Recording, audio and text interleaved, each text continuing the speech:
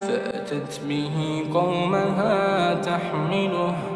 قالوا يا مريم لقد جئت شيئا فريا يا أخت هارون ما كان أبوك امرأ سوء وما كانت أمك بغيا فأشارت إليه قالوا كيف نكلم من كان في المهد صبيا قال إني عبد الله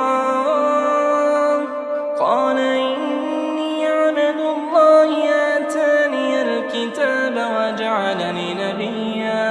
وجعلني مباركا أينما كنت وأوصاني بالصلاة والزكاة ما دمت حيا وبرا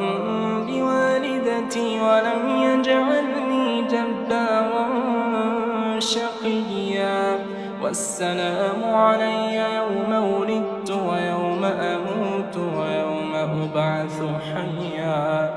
ذلك عيسى بن مريم قول الحق الذي فيه يمترون ما كان لله أن يتخذ من ولد